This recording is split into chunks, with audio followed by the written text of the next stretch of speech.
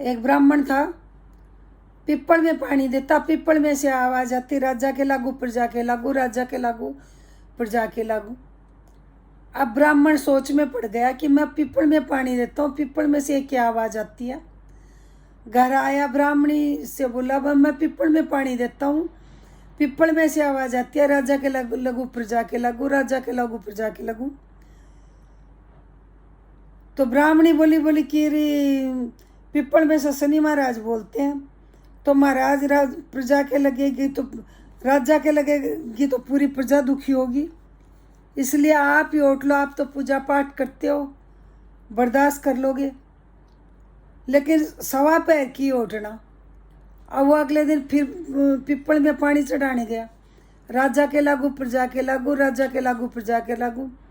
ब्राह्मण बोला, राजा के लगेगी तो पूरी प्रजा दुखी होगी, इससे अच्छा तो मेरे ही लग ले, मैं और पूजा पाठ करता हूँ, पाठ करके मैं उसको बर्दाश्त करूँगा। तो बोले कितने दिन के लगे ओटेगा? बोले 7.5 साल की। ना 7.5 की तो नहीं, बोले 5 साल के लिए 5 के भी नहीं, बोले 2.5 साल के, बोले 2.5 के भी नहीं, बोले 1.25 साल की 1.25 साल की भी नहीं, बोले 1.25 पैर की मैं और शनि जी की दशा को उठता हूँ। ब्राह्मण ने सोचा मैं जाके पूजा पाठ करूँगा, 1.25 पैर तो ऐसे बीत जाएगा। आकर ब्राह्मणी को बोला मैंने शनिदेव की 1.25 पैर की और दशा उठ ली है, तो तू किसी कोई कुछ बोले तो भी बोलियो मत, घर के बाहर जाइयो मत, और मैं गंगा जी के किनारे जाके और पाठ करता हूँ, 1.25 पैर पूरा हो जाएगा तो मैं वापस आ जाऊँगा। ब्राह्मण गंगा जी के किनारे जाके पाठ करने लगा। राजा के कंवर शिकार खेलने के लिए गए थे, वो वापस नहीं आए। ढूंढते ढूंढते सिपाही वहाँ आ गए। उधर से 2 मतीरे तैरते पंडित के पास आए। उसने सोचा कि ले 2 मतीरे हैं, तोड़ लेता हूँ, घर ले जाऊँगा, ब्राह्मणी सब्जी बना लेगी। उसने तोड़ के घुटने के नीचे दबा लिए। सिपाही जब पास में आए तो क्या देख रहे हैं कि मतीरों की तो कमरों की मुंडी बन गई, खूनों की धारा बहने लगी। सिपाहियों ने उसको पकड़ के ले गए, बोले तूने कमरों को मारा। उसने बहुत मना किया लेकिन किसी ने उसकी सुनी नहीं। राजा के पास ले गए, राजा ने उसको सूली की सजा सुना दी। अब वो सोने की तोड़े सूली तो नहीं टूटी, चांदी की तोड़े तो नहीं टूटी, लोह की तोड़ी तो नहीं टूटी। बोले भाई तेरी कोई आखिरी इच्छा तो बता दे। बोले एक बार मेरे पंडितानी से मिलवा दो।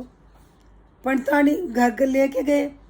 पंडितानी को देख के बोले तूने मुझे अच्छी सलाह दी, वो मैंने 1.25 पैर की सजा उठी, दशा शनिदेव की, मुझे तो सूली की सजा सुना दी। बोले कोई बात नहीं।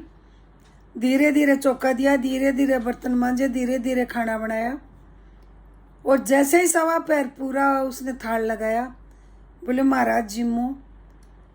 इधर राजा के कंवर वापस आ गया। अब राजा तो मोदे मुँह पड़ गया कि मैंने तो पंडित की को सूली की सजा सुना दी, वो दोष मेरे पर चढ़ गया, ये तो महापाप लग गया, ब्राह्मण हत्या लगी मुझे तो। बोले भागो दौड़ो, यदि सूली नहीं टूटी है तो रोको। सिपाही भागे दौड़े, बोले ब्राह्मण को सूली बोले नहीं टूटी, अभी घर गया मिलने के लिए, उसकी आखिरी इच्छा थी ब्राह्मणी से मिलने की। उसके घर गए, जाके देखे तो ब्राह्मण के लिए तो थाल लगाया हुआ खाने के लिए।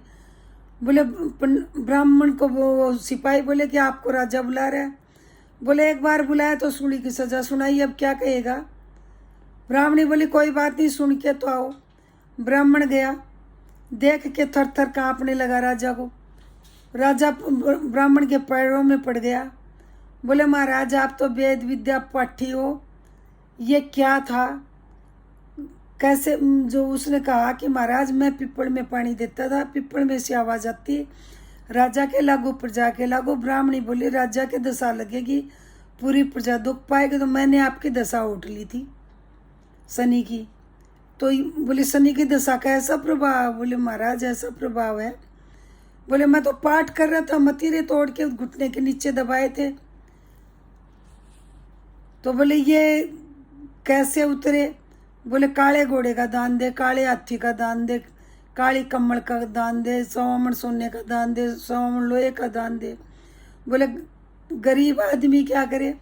बोले गरीब आदमी पीपल में पानी चढ़ा दे, 7 बार बोल दे जय शनिदेव जय शनिदेव जय शनिदेव जय शनिदेव जय शनिदेव जय शनिदेव जय शनिदेव।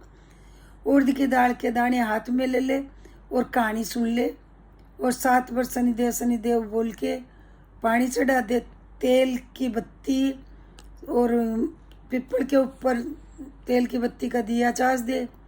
हे महाराज, जैसी ब्राह्मण को पहले आया शनि की दशा ऐसी किसी को भी नहीं आए और बाद में आई ऐसी सबको आए। कहते सुनते हो कारा बरते आपने सारे परिवार।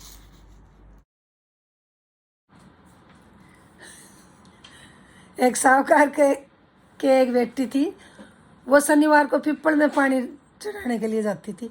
जो वो पीपल में पानी चढ़ाती तो पीपल में से एक लड़की निकलती, वो कहती बहन बन जा भाईली बन जा, बहन बन जा भाईली बन जा। एक दिन वो बोली मैं मेरे पिताजी को पूछ के आती हूँ।